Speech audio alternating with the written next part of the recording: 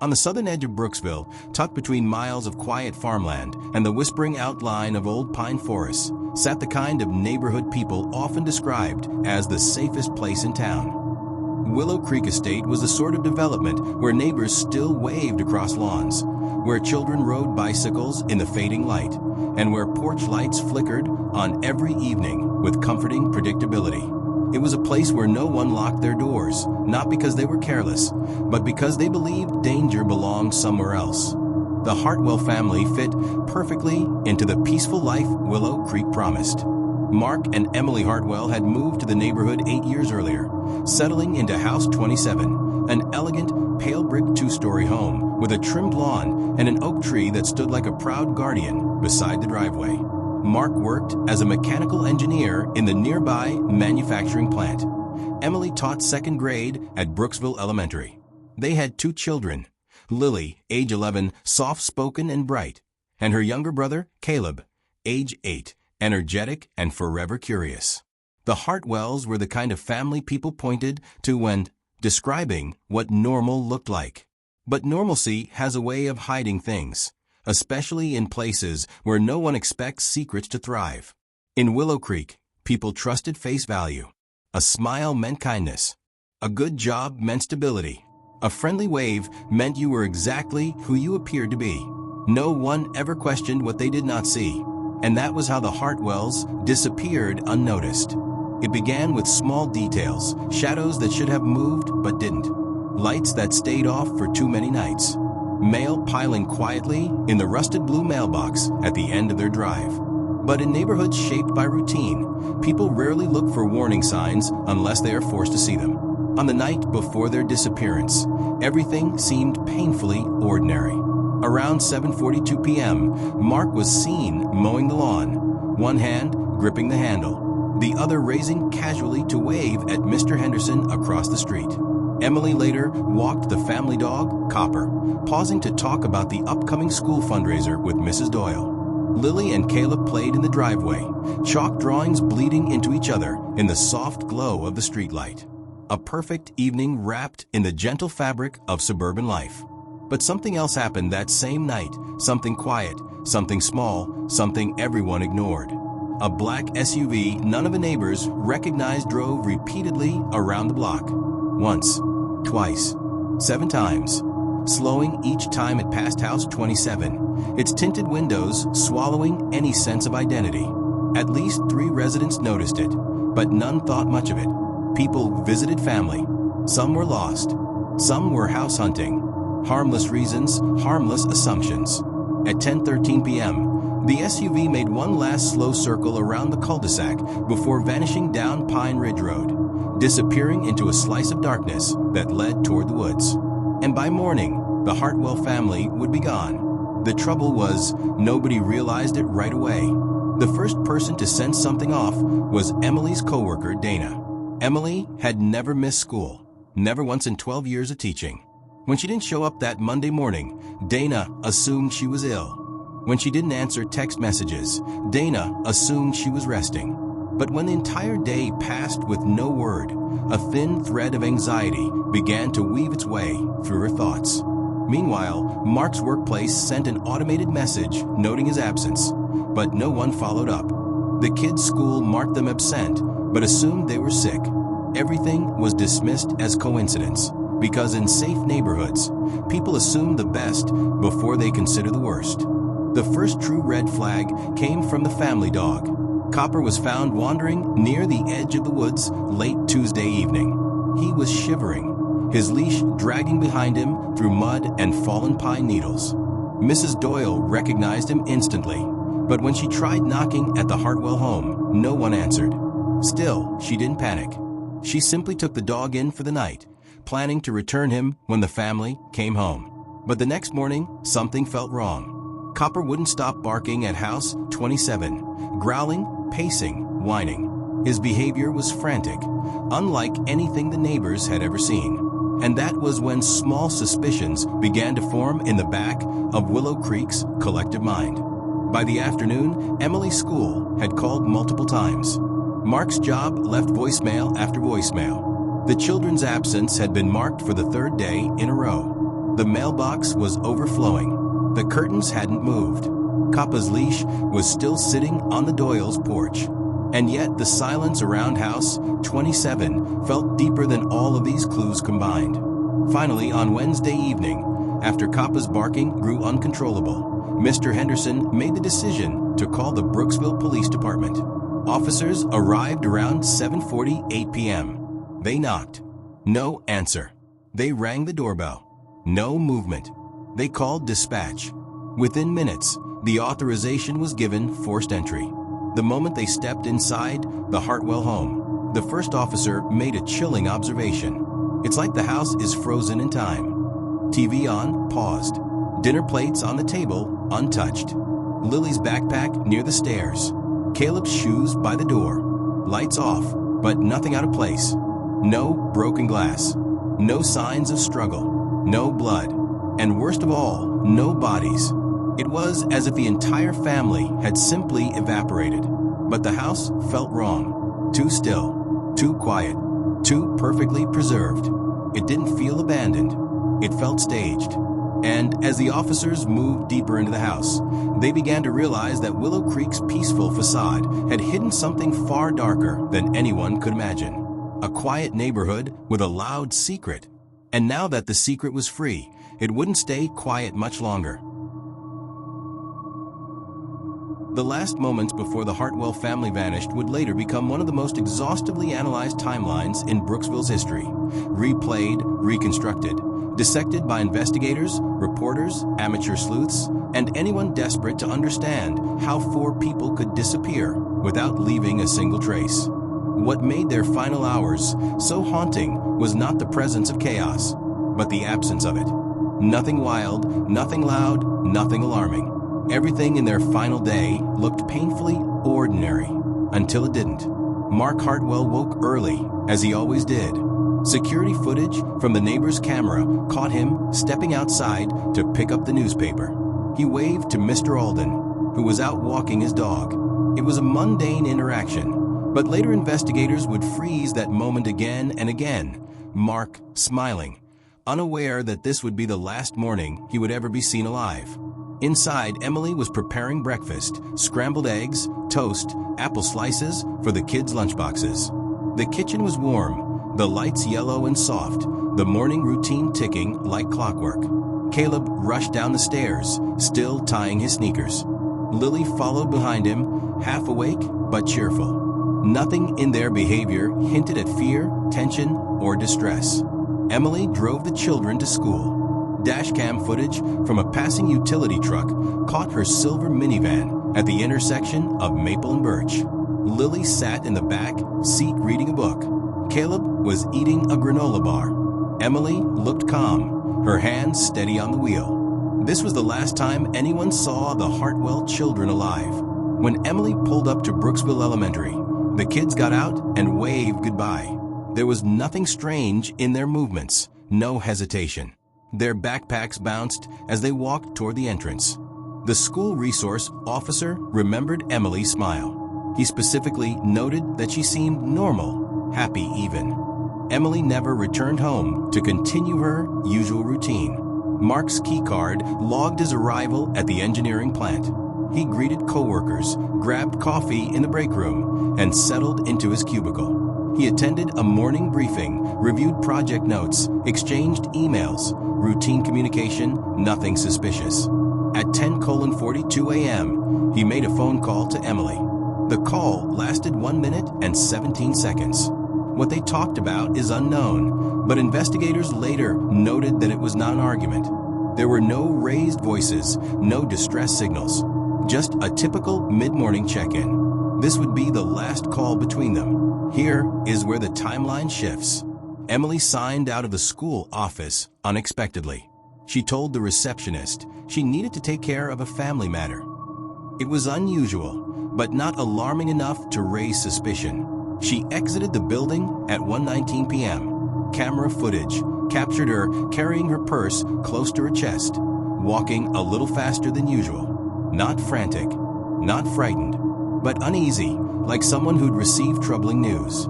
Investigators asked, What did Mark tell her during that 10:42 a.m. phone call? Was it related to her early departure? Did she receive another call afterward? Or was there something else troubling her? Something she never shared? A teenager riding his bike along the wooded trail behind Willow Creek reported seeing Emily's minivan heading toward the edge of the forest. At the time, we didn't think it was strange. People often used the road for nature walks or to reach the old mill. But after the disappearance, his statement gained chilling significance.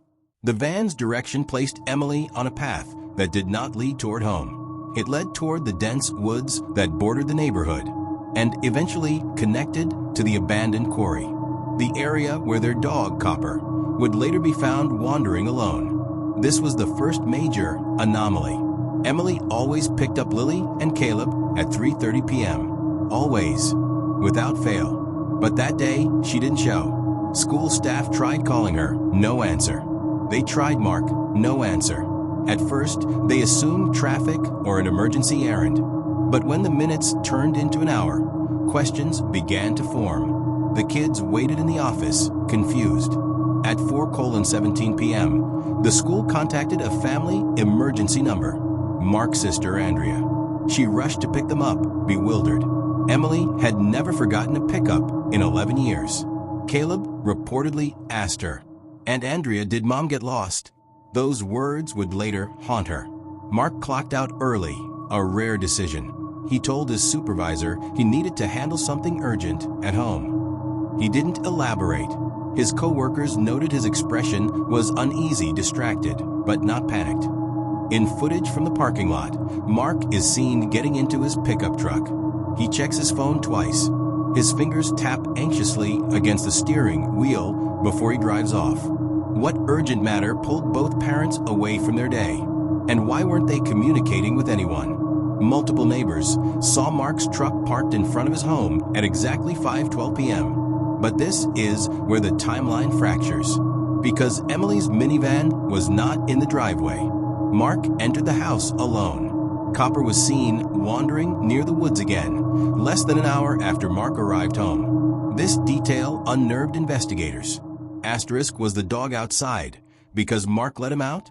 Asterisk, or was Copper already lost in the woods with the rest of the family earlier that day?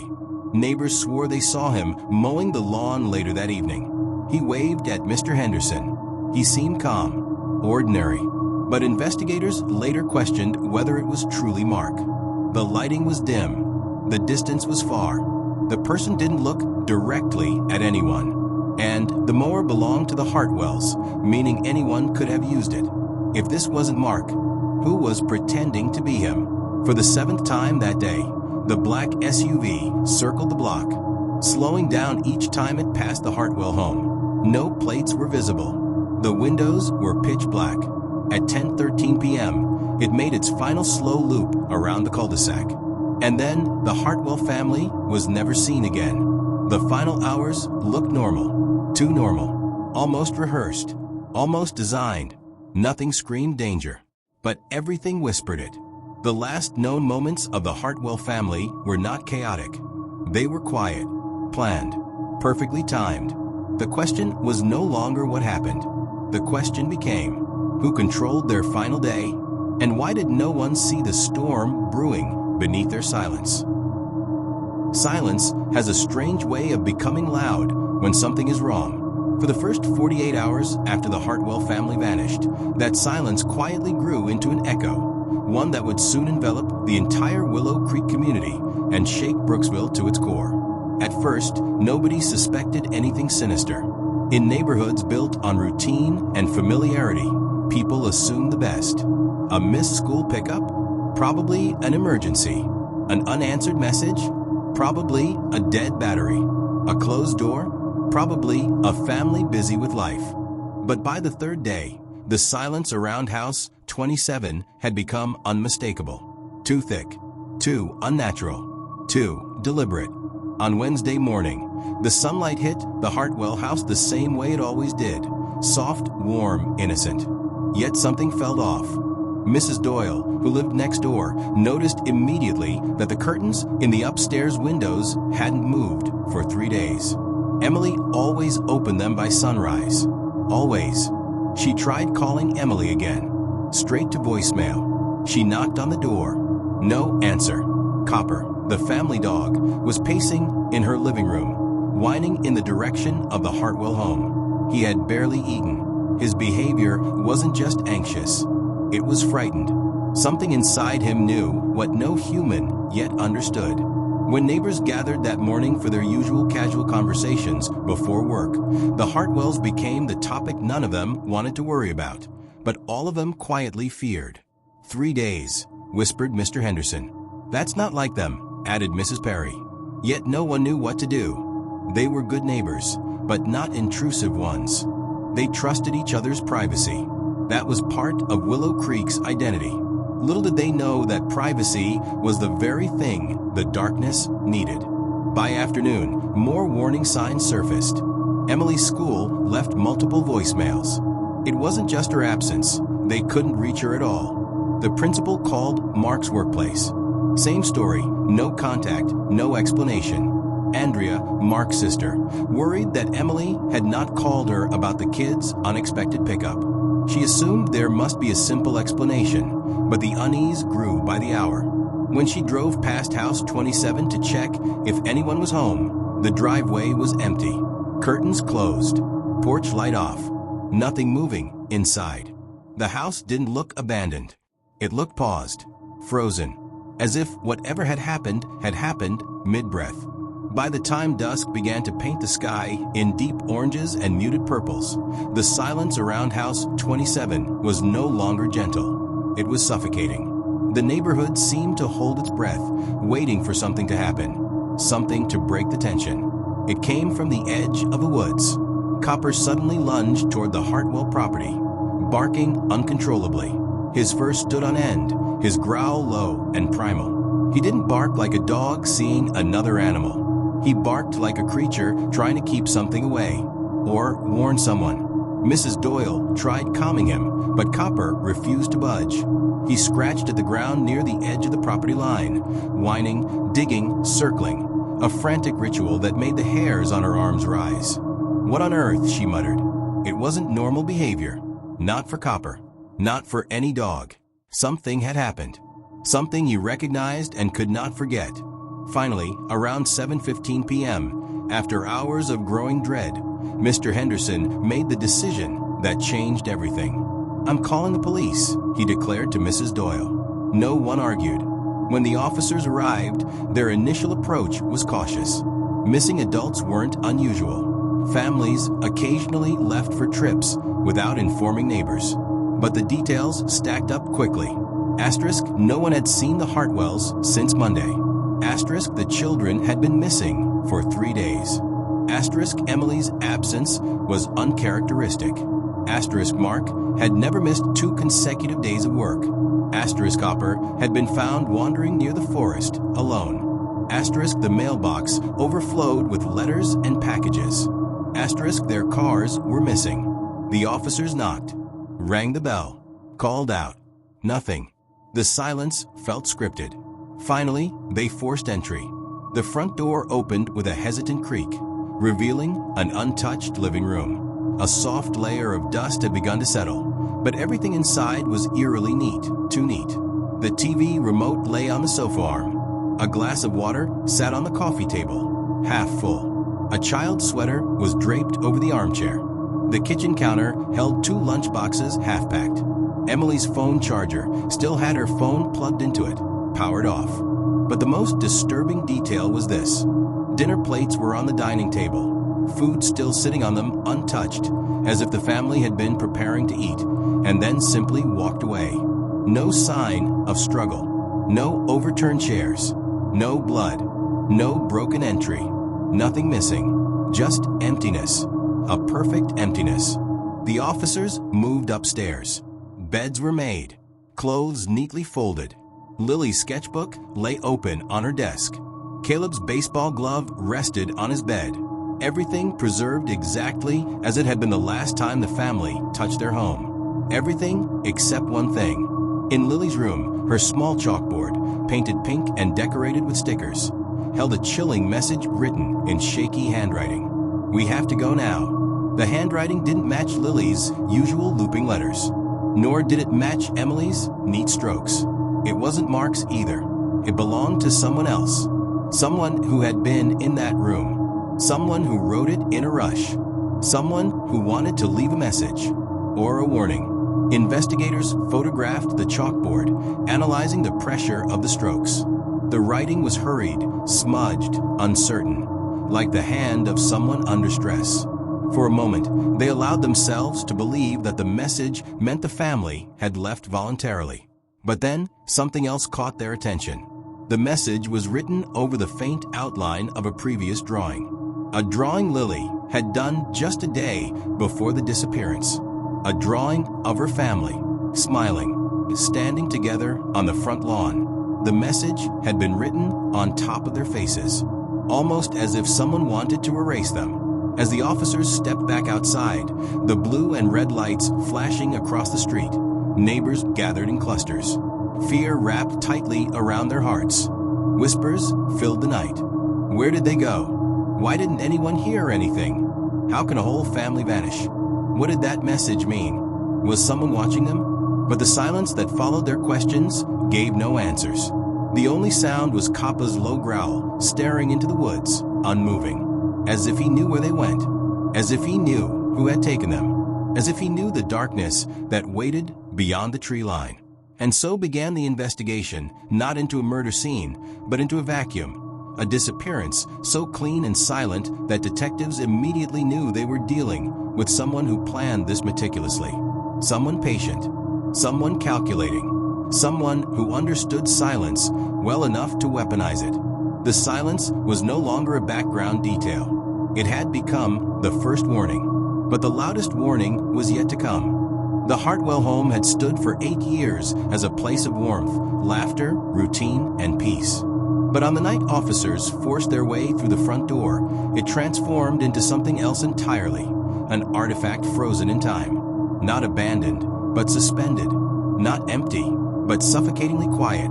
A place holding its breath, refusing to reveal what it had witnessed. What investigators found inside was not a crime scene in the traditional sense.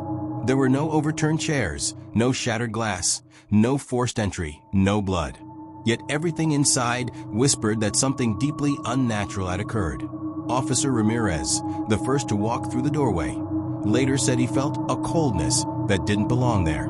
It wasn't physical cold. The air was warm, normal. It was the kind of coldness that comes from stillness. Stillness, so complete it feels wrong. His flashlight cut through the dim living room, revealing a scene that did not fit the timeline of a family that had supposedly been gone for over 70 hours. The TV was paused mid-frame on a cooking show. 2 glasses of water sat on the coffee table, one half empty, one untouched. The couch pillows were perfectly arranged. There were no signs of hurried departure, but there were also no signs of life. It was as if the Hartwells had stepped out of the room for a moment and simply never returned. Ramirez called out their names. Mark? Emily? Kids? Brooksville PD. His voice bounced off the walls with an eerie hollowness. No movement. No shifting shadows. Not even the hum of the refrigerator felt normal. The house answered no one. The officer's first real clue came from the dining area, for plates sat on the table, food served, dinner prepared, but not a single bite taken. Steam no longer rose from the meals, but the food was not yet spoiled. It had been prepared very shortly before the family vanished. Beside Emily's plate lay a folded napkin, creased sharply, intentionally. On Mark's side, his fork was slightly turned, as if he had set it down calmly. Lily's glass had a faint fingerprint near the rim. Caleb's chair was slightly pulled back, angled as though he had been about to sit. Nothing about the scene suggested someone had interrupted them violently, but something absolutely had interrupted them. The question was, what compels an entire family to step away from dinner without taking a single bite? Detective Rowan, a seasoned investigator with 22 years on the job, spotted something strange near the sliding glass doors at the back of the house. Dust. A fresh trail of dust. Not much, but enough to raise questions. It formed a faint line, leading from the living room toward the patio door. as if an object had been dragged or carried through the house recently. But there were no footprints, no mud, no dirt, no scuffing, just dust. Something or someone had moved silently. Someone who cleaned up after themselves. Someone who didn't leave prints. Someone who knew what they were doing. The sliding door itself showed no signs of forced entry. It had been unlocked, voluntarily.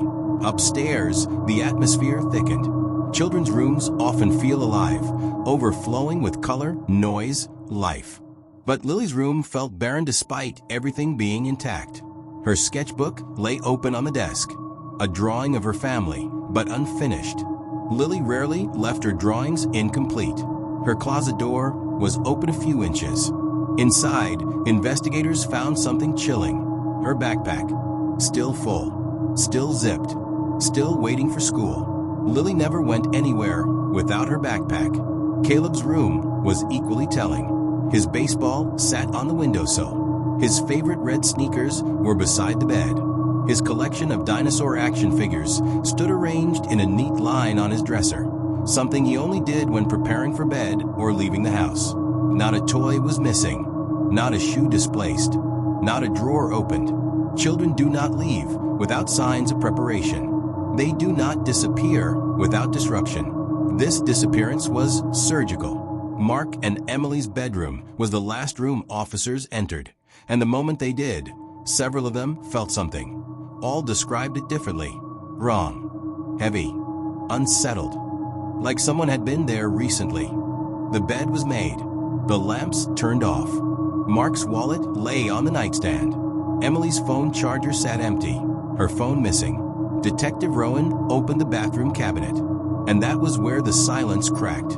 Inside the cabinet were Emily's belongings, her hairbrush, her makeup bag, her medication, and something else, her wedding ring. Emily never took off her wedding ring. Not to cook, not to garden, not to sleep. Everyone who knew her confirmed it. So why was it sitting in the cabinet, hidden? And why were 2 toothbrushes missing? Not 4, not 1, 2. Mark's toothbrush missing. Emily's missing. The children still there. Almost as if Mark and Emily had left together, leaving the kids behind.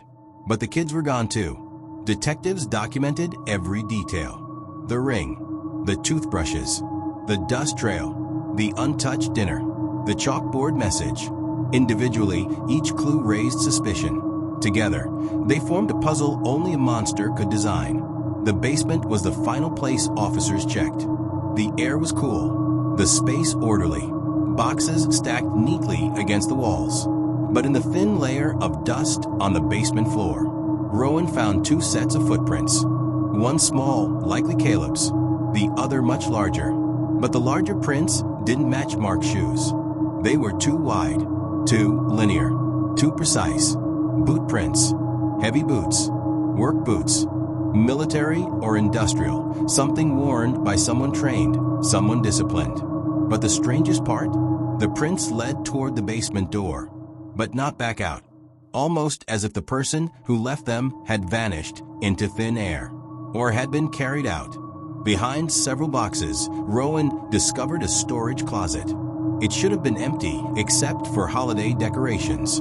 Instead, he found something horrifying, a metal folding chair, placed in the center of the cramped space, facing the wall. Beside it, a single piece of rope, coiled neatly and used, waiting. Investigators stared at the chair's position, the way it faced nothing, the way its legs were perfectly aligned with the grain of the floor. The precision was disturbing, intentional, meticulous. Someone had been there, someone patient, someone cold, someone who used the Hartwell home for something before the family vanished. But no one knew when, or how, or whether the Hartwells had been present during that time. When the officers finally exited the home, they all agreed on one thing. This wasn't a disappearance. This was an abduction, a carefully orchestrated removal, executed with discipline and preparation. There was no chaos because the person responsible didn't allow chaos. There was no noise because they operated in silence. There was no forced entry because someone opened the door for them. The Hartwell house didn't answer questions. It only whispered one truth.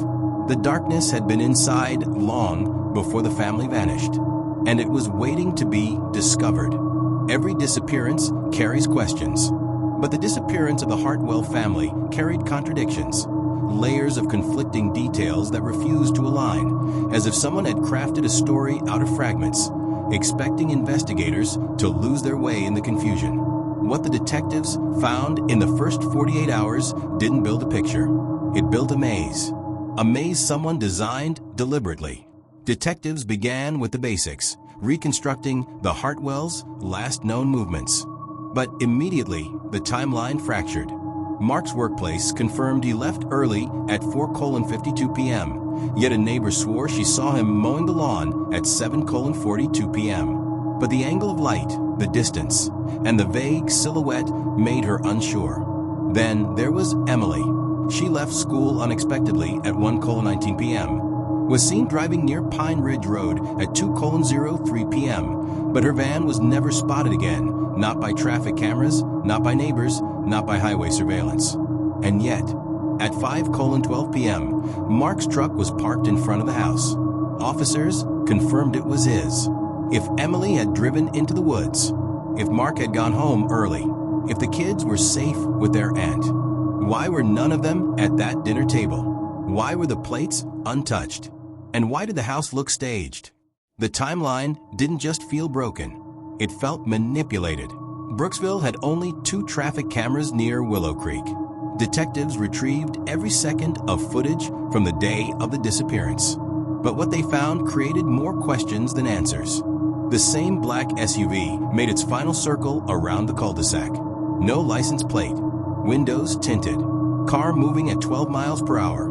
Slow enough to observe the houses. A neighbor's doorbell camera captured the shadowed outline of the driver. Broad shoulders. Baseball cap. No visible face. And a glove on the left hand. The right hand remained out of sight. Mark's truck was seen heading toward Willow Creek. What didn't make sense was the speed.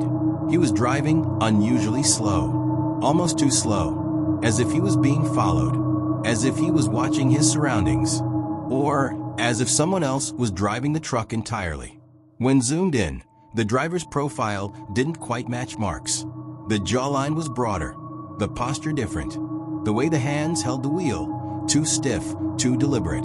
But the image was grainy, unclear.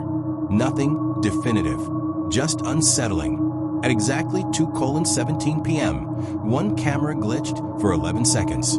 Only one, not both. The timing was too perfect, suspiciously perfect. Detectives couldn't prove tampering, but the likelihood of a glitch occurring during the exact window Emily's van should have passed through was almost impossible. This wasn't coincidence. This was orchestration. Kappa's reappearance should have been the most revealing clue. Instead, it became the most puzzling. His paws had mud, but fresh mud, still damp, suggesting he had been in the woods less than an hour before being found. But his fur contained fine particles of lime dust, the kind used in construction or industrial sites. Willow Creek didn't have any construction nearby. Forensics identified the type: quarry-grade lime dust. The only quarry near Brooksville had been abandoned for 32 years. Why would copper smell like an old quarry? And why would he return alone? Dogs don't abandon their families. Not willingly, not without a reason, unless the person who took the family separated them intentionally. Emily's phone was found in the house, powered off. But Mark's phone wasn't found at all. Phone records added more confusion. Mark's phone pinged at 6:02 p.m., 1 hour after his supposed arrival at home. The ping came from the woods behind Willow Creek. But Emily's phone didn't ping after 1:04 p.m. And yet, her email was accessed at 3:56 p.m. How does a phone shut off at home still allow an email login hours later? From a different IP address? Investigators traced the IP. It belonged to a public Wi-Fi hotspot in downtown Brooksville. Someone had accessed her email, using her password, using a device that wasn't her phone. Was it Mark? Was it the abductor? Or someone else entirely? Emily wasn't the type to use public Wi-Fi. She wasn't the type to check email during an emergency. And she wasn't the type to leave her phone behind. Nothing fit. Nothing aligned. In Lily's room, on the chalkboard frame, forensics found a partial fingerprint. It did not match. Asterisk Mark. Asterisk Emily. Asterisk Lily. Asterisk Caleb. Asterisk any family member. Asterisk any neighbor. Asterisk any known felon in the state database.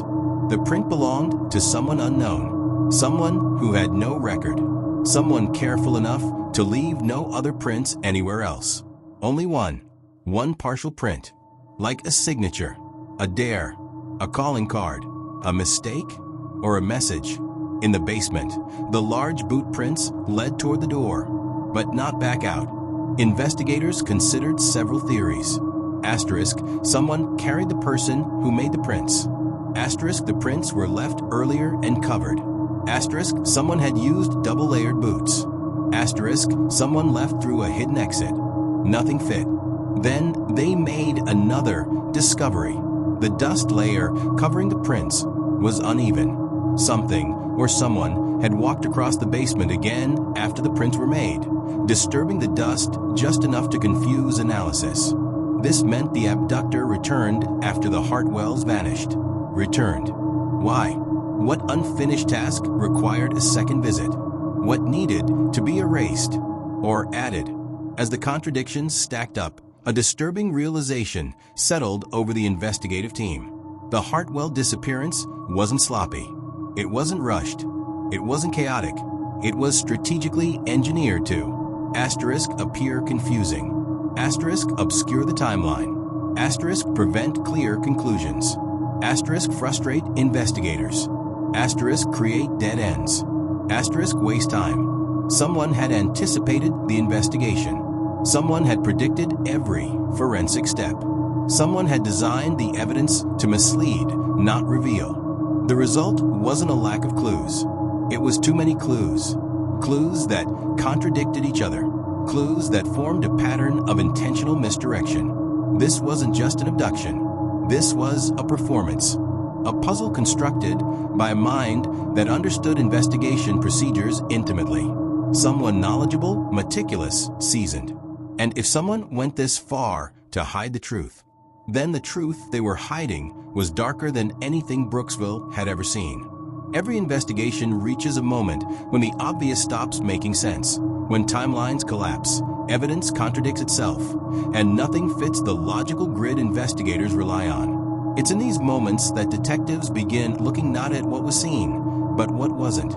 Not at the people who were talked about, but the people no one ever mentioned.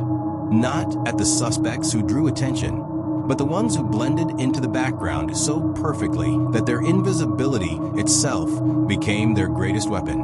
For the Hartwell case, that pivotal shift happened 4 days after the family vanished, when investigators realized that everyone had been looking in the wrong direction. The danger didn't come from outside the neighborhood. It had been inside Willow Creek all along. Quiet, normal, forgettable. That was the point. Detective Rowan sat in his office late that night surrounded by photos, transcripts, reports, and maps pinned in a web of connections he couldn't yet see. The contradictions were overwhelming, but one detail stuck out. Every statement from neighbors began the same way. I didn't notice anything unusual except. I didn't think much of it, but I didn't know it was important, so I didn't say. People saw things, small things, strange things, but dismissed them. And one person's name repeatedly surfaced, but always faintly, indirectly, never as a suspect. He was there, but nothing strange. He walked past, but I didn't think it mattered. He's always around, so I ignored it. The person in question, Ethan Cole, a man so unremarkable, so quiet, so consistent, that everyone had effectively erased him from suspicion, simply because he blended too well. Willow Creek knew Ethan the same way someone knows a distant coworker. Familiar enough to recognize, distant enough not to question. He was 39, maintenance worker, lived alone in a rental house at the end of Willow Creek. Polite, reserved, paid his rent early, helped neighbors when asked, kept to himself. He had no criminal record, no visible grudges.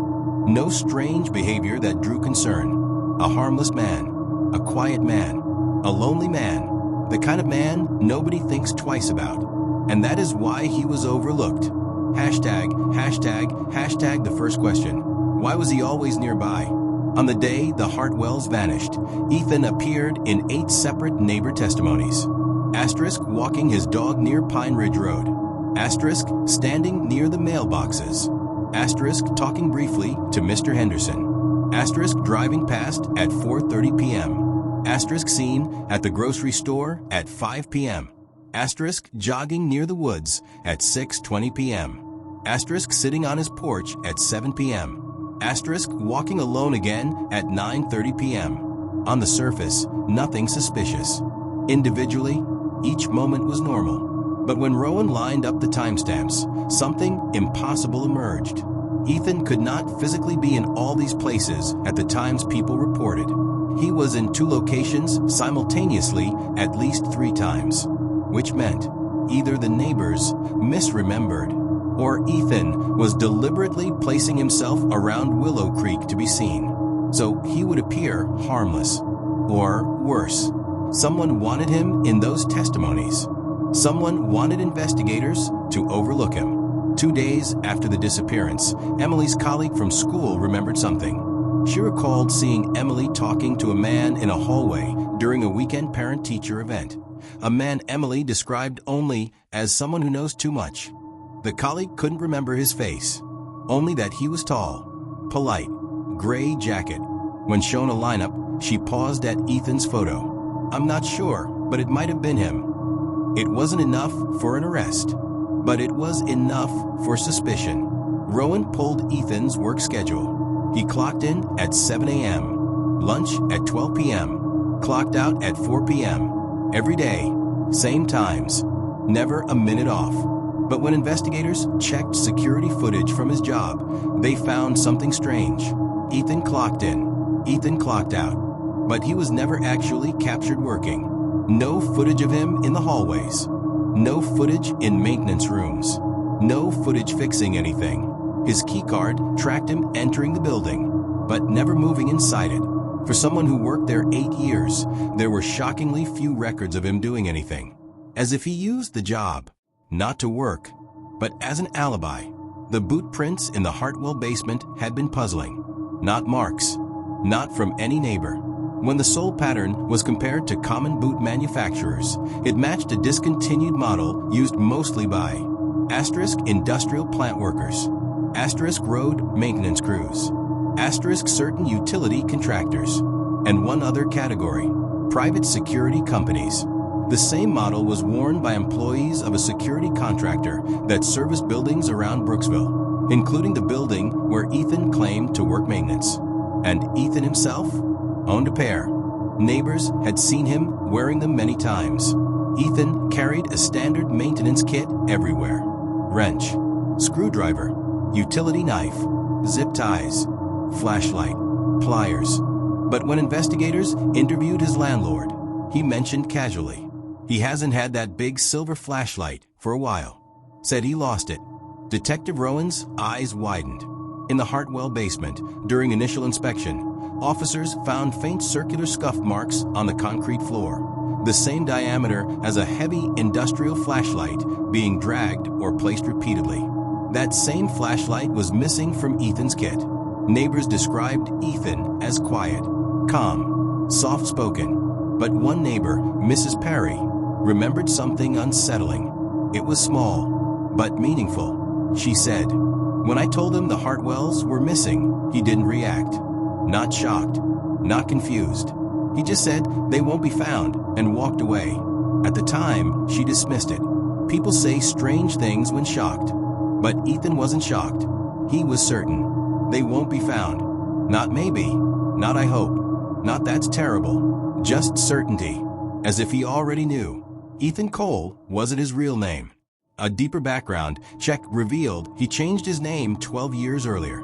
His original name was sealed legally. But Rowan found a connection. A case file in another state. A missing family. A quiet neighborhood. A disappearance never solved. No forced entry. No bodies. No suspects. The same pattern. The same silence. The same perfect neighbor who vanished shortly after. Ethan Cole had appeared in Willow Creek exactly 1 month later. Clean slate. Fresh name. No questions. Ethan Cole wasn't loud. He wasn't suspicious. He wasn't strange. He was normal, predictable, invisible. And invisibility is the one superpower every predator dreams of. The evidence didn't add up because he didn't want it to. The contradictions existed because he created them. The timeline fractured because he manipulated it. The Hartwells weren't taken by a stranger. They were taken by a man who learned how to disappear inside a community. A man who had done it before, and Willow Creek had welcomed him. Every disappearance carries layers, but the Hartwell case carried depths, dark, hidden depths that no one in Willow Creek imagined could exist beneath the surface of their quiet, comfortable neighborhood. Up until this point, the investigation had felt like a puzzle with missing edges, clues that contradicted each other, timelines that made no sense, a house frozen in time, and a man whose entire life seemed designed to be invisible. But beneath those layers lay a truth far more disturbing than a simple abduction. The Hartwell disappearance wasn't random. It wasn't impulsive. It wasn't chaotic. It was personal, calculated, and orchestrated with a purpose no one yet understood. The question investigators now faced was no longer who took the Hartwells. It was why. Detective Rowan stared at the investigation board. Photos, maps, timelines, documents, all interconnected by strings that told the story of a crime that shouldn't have been possible. But the deeper he dug into Ethan Cole's past, the more the case shifted from abduction to obsession. Patterns began emerging. Asterisk the black SUV repeatedly circling Willow Creek. Asterisk the chalkboard message written by an unknown hand. Asterisk the missing toothbrushes. Asterisk the footprints in the basement. Asterisk the quarried dust on Kappa's fur. Asterisk Mark's phone pinging from the woods. Asterisk Emily's email accessed from downtown. Asterisk the eerie precision of the stage house. None of it pointed to a simple kidnapping. It pointed to someone who was studying the family, watching them, learning them, understanding their habits, weaknesses, schedules, fears. Someone preparing for something bigger. The breakthrough came unexpectedly. When investigators pulled Ethan's financial records, they found monthly payments to a storage facility on the outskirts of Brooksville. He had rented the unit for 7 years, paying in cash. No one else knew about it. A warrant was issued. The unit was opened. What they found inside stopped everyone cold. In the dim fluorescent light, rows of crates, boxes, and plastic bins filled the narrow space. The air was stale metallic. On the left wall, stacks of notebooks, dozens of them. On the right wall, photos, hundreds, pinned in rows. And, at the center, a makeshift desk with a single lamp. The notebooks were labeled. Asterisk Routine A Hartwell Family. Asterisk Routine B Lily. Asterisk Routine C Emily School. Asterisk Routine D Mark Work. Asterisk Willow Creek Families. Patterns. Asterisk Mistakes to avoid this time. Asterisk Methods. Silence, observation, preparation. Each notebook was filled with meticulous handwriting, schedules, habits, weaknesses, blind spots, door locks, window measurements, work hours, children's playtimes, school routes, years of research, years of preparation. Ethan hadn't just stumbled upon the Hartwells. He had chosen them, but the photos were worse. They weren't just pictures of the Hartwells. They were photos of nearly every family in Willow Creek, taken from behind bushes, through windows, across streets, at parks, during school events, even at night. A folder labeled House 27, the Hartwell home, contained hundreds of images. Asterisk Emily gardening. Asterisk Mark fixing the porch light. Asterisk Lily riding her bike. Asterisk Caleb drawing with chalk. Asterisk the family walking copper. Asterisk the kids going to school. Asterisk the family at church. Asterisk Emily sitting alone in her car. For years worth of observation. Careful, patient, obsessive. But then came the most horrific section, a folder labeled inside. Photos taken from inside the Hartwell home. Emily cooking, Lily playing in her room, Mark asleep on the couch, Caleb brushing his teeth, the family sitting at the dinner table. The investigators realized something chilling. Ethan had been inside their home, not once, but many times, without them knowing. He knew where the cameras were, where the squeaky floorboards were, where they kept their spare keys, where they slept, what scared them, what comforted them. He didn't pick them randomly. He groomed the house before he took the family. But the worst discovery came in a notebook marked with a single word: finale. Inside were detailed plans, asterisk dates circled across several months, asterisk notes on when the kids would be home alone, asterisk times when Mark worked late, asterisk days when Emily left school early, asterisk the exact moment when the neighborhood was quiet, asterisk and the phrase, asterisk the night the family vanishes must look natural. Total silence. No struggle. No witnesses. No return. Asterisk. Rowan's hand shook as he read another line. Asterisk. Do not repeat mistakes from the past. Separate the dog early. Keep the children calm. Silence the parents. Use the basement entrance. Begin extraction when dinner is prepared. Asterisk. He wasn't improvising. He was refining, perfecting, learning from families he had taken before.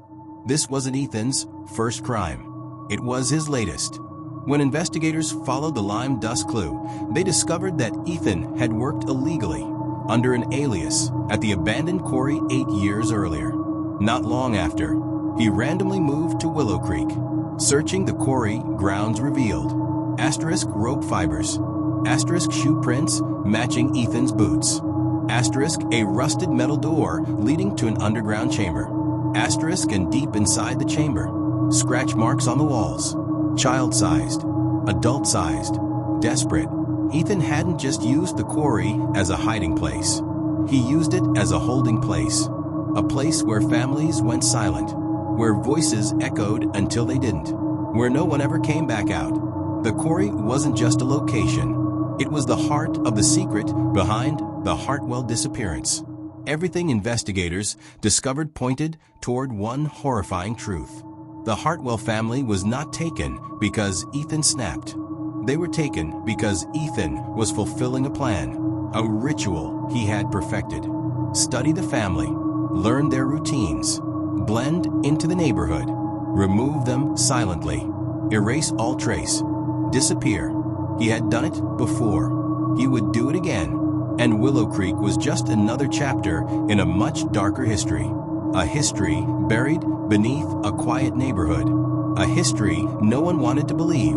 A history written by a man no one noticed. The secret behind the disappearance wasn't madness. It wasn't revenge. It wasn't rage. It was purpose. Cold, methodical, calculated. And it all led to the final question. Where were the Hartwells now? The answer lay ahead, and it was more horrifying than anything the investigators had uncovered so far. Investigations rarely have a single moment where everything becomes clear, but the Hartwell case did. A moment where secrecy, obsession, preparation, and terror converged into one final truth. A truth buried beneath the town's quiet routine, concealed behind a mask worn by a man everyone thought they knew. The final truth would not simply explain the disappearance. It would expose the monster beneath the human face and reveal what truly happened on the night the Hartwell family vanished. Once investigators entered the underground chamber beneath the abandoned quarry, the air shifted from cold to suffocating. The narrow stairwell descended 50 feet below ground, leading into darkness so thick the flashlights barely pierced it. Rowan and his team moved slowly. The walls were jagged stone, scarred with old tool marks. The ground was uneven, coated in the same lime dust found on Kappa's fur. But the deeper they walked, the more disturbing the environment became.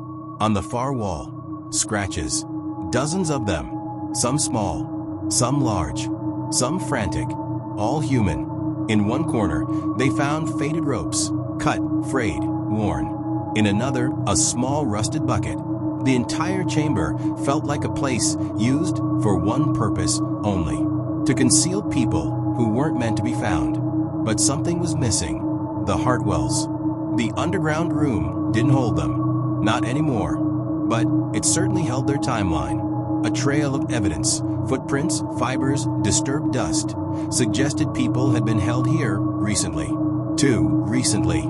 Fresh marks on the wall. A child's bracelet, pink, with a heart charm. Emily's hair tie. A torn piece of Mark's shirt. They had been here, alive. The next step was finding where they went. One of the officers noticed a gap behind a boulder. A narrow opening barely wide enough for a person to fit through. It looked natural, but the ground around it was too smooth, too worn down, like someone had repeatedly used it. Rowan crouched and shined his flashlight inside. A tunnel, long, dark, descending deeper into the earth. At the edge of the tunnel, faint footprints appeared, small ones, likely Lily's and Caleb's, surrounded by larger ones matching Ethan's boots. He had moved them, not toward the surface, but deeper into the underground maze. Rowan took a breath. They followed the prints. The tunnel led to a chamber carved into the stone. Unlike the first room, this one showed signs of more deliberate construction. Flat walls, reinforced beams, a generator in the corner, and dim, battery-powered lights still blinking with a dying pulse. But the most horrifying part wasn't the structure. It was the walls. Dozens of Polaroids cover them. Faces of families, children, parents, all vanished, all staring back in frozen terror. Each photo had a date written beneath it. The earliest, 1998. The latest, 3 weeks before the Hartwells vanished. Ethan had been doing this for decades, moving from state to state, changing names, observing families, taking them, erasing them, and no one had ever connected the dots. Rowan's flashlight moved across the wall until it reached the section labeled. Below it, for empty Polaroid frames labeled asterisk Mark, asterisk Emily, asterisk Lily, asterisk Caleb. New frames, waiting, prepared, never used, because the family hadn't been photographed yet, which meant they were moved before Ethan took his final step, the step he took with every family. He had another location, another hidden place. In the center of the room laid a metal table. On it, Rowan found a worn binder labeled Extraction Procedures Updated. Inside were diagrams and maps, not of a quarry, but of Willow Creek. Ethan had mapped escape routes, blind spots, sewer lines, forest footpaths, even underground drainage tunnels. He had drawn red circles around potential hiding spaces, each marked with phases. Phase I, observation. Phase 2, entry. Phase 3, separation. Phase 4, relocation. Phase V, silence. The Hartwells folder had a Phase 5 date circled, August 17 th, but the family vanished on August 14th, 3 days early. Something or someone had forced Ethan to accelerate his plan. A mistake, an interruption, or a threat he didn't account for. The early extraction explained the messy contradictions. Asterisk, the missing toothbrushes. Asterisk, the untouched dinner. Asterisk, the email login. Asterisk, the phone ping. Asterisk, the dust trails. Asterisk, the chaotic timeline. He wasn't ready. He was forced to rush, which meant something went wrong. At the back of the second room was another door, metal, rusted, locked. Investigators forced it open. Inside was a final chamber, smaller than the others, with a dirt floor and cold stone walls. The space held an odor of damp earth and abandonment. On the floor, Rowan found asterisk, a torn piece of Lily's dress. Asterisk, a worn rope. Asterisk, a broken flashlight. Asterisk, small footprints circling the chamber. Asterisk, bloodstains, not fresh, but not old. He feared the worst. But there were no bodies. And then he saw it, in the corner, half buried in dust. A narrow passage leading upward. Fresh footprints. Leading out. Someone had escaped. Recently. The Hartwells hadn't been left here. They had fled. At least for a moment. But from what? And to where? Outside the quarry. Investigators found fresh tire tracks from a heavy vehicle. Not the black SUV. Something larger. Industrial. A vehicle capable of transporting multiple people. It didn't belong to Ethan. And nearby, embedded in the mud, was a boot print, not Ethan's. Different tread, different size. And beside it, a woman's footprint. And then Rowan understood. Ethan hadn't acted alone. He never had. The precision, the surveillance, the long-term planning. It was too extensive for one man. He was part of something bigger. Something organized, disciplined, structured.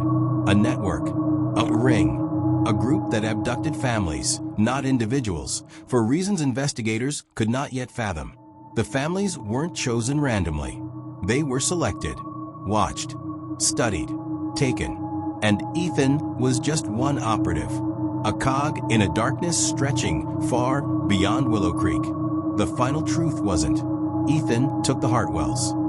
The final truth was, Ethan delivered the Hartwells. To whom? To what purpose? For how long? No one knew. Not yet. But the footprints leading up that narrow tunnel were fresh. And they led toward the surface, toward a forest trail, toward a vehicle that arrived minutes before investigators did. The Hartwells were alive when they left the quarry. Alive when they were taken again. Alive when they disappeared into the deeper darkness. Unfound, unseen, unheard, but not gone. Not yet. It was about a hunt for a group that had been operating in the shadows for decades. And the Hartwells were somewhere in that shadow, still waiting, still hoping, still unfinished.